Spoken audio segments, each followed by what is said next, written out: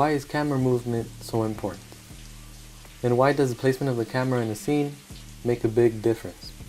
How the camera moves can change the way we see a film and how we feel while we watch it. But why? To understand that, we have to go back in history and look at the beginning of film. Let's go all the way back to 1896 with the Lumiere brothers. Although this wasn't the first film ever shot, this scene of the arrival at the mail train in France was so revolutionary that, according to the myth, the audience was so freaked out by the image of a train coming directly at them that they screamed and ran away from the screen. Sounds dumb, I know, but their reaction isn't that much different to how we reacted when we first saw virtual reality. VR freaked me out. Anyway, early films were inspired by plays and performance art, as those were the prime source of entertainment back in the day.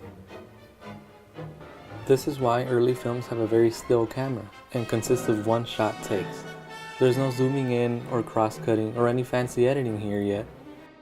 The camera in early films was placed right in front of the performance, far away so you can see all the details, sort of how the audience would be sitting if they were watching a play.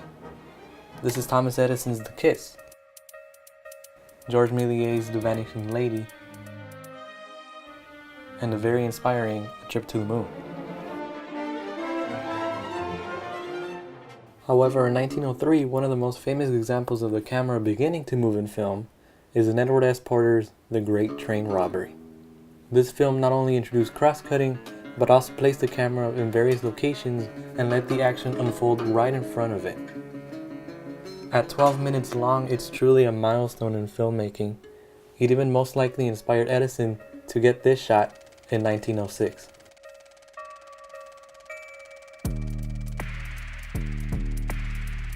Then in 1929, Dziga Vertov carried his camera around Soviet cities in Man with a movie camera, giving us incredible shots from incredible angles.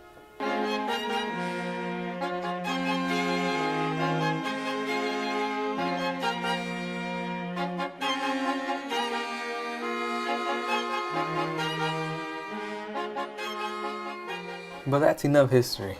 So why is camera placement so important? Well, the short answer is because it makes us feel things. It makes us identify with the characters and with the story. It invests us in the film.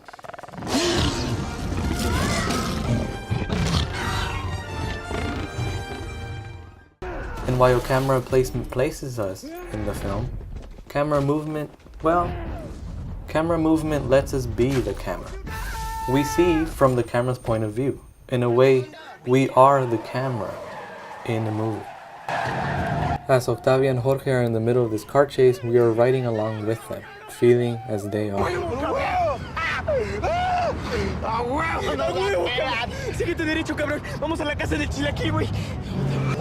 As Christine is arriving at the scene, we're right there with her, and we feel just as anxious as she does. What's going on?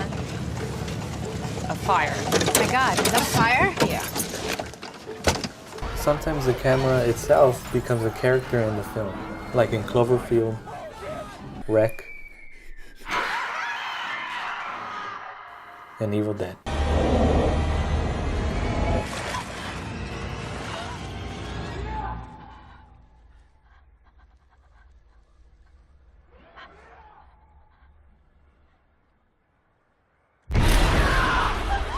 Sometimes though, the camera lets you be a character on screen, and you see from their point of view, feeling as they feel. There's no better example of this than this brilliant dialogue scene from one of my favorite films, The Shining.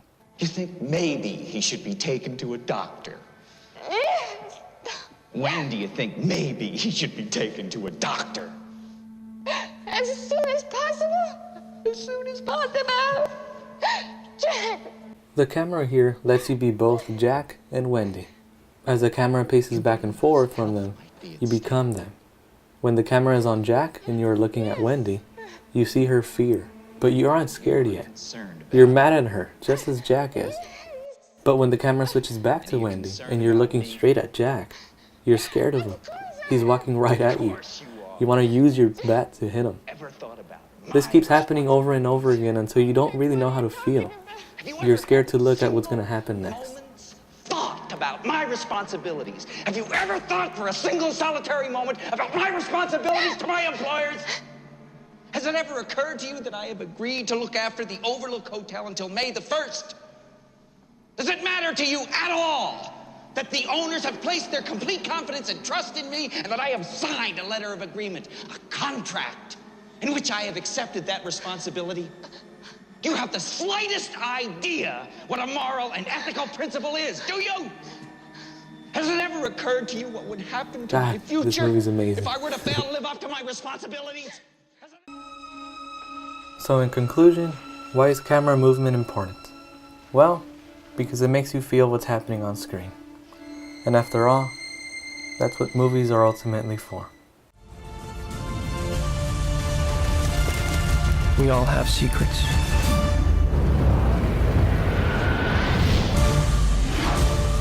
The ones we keep. And the ones that are kept from us.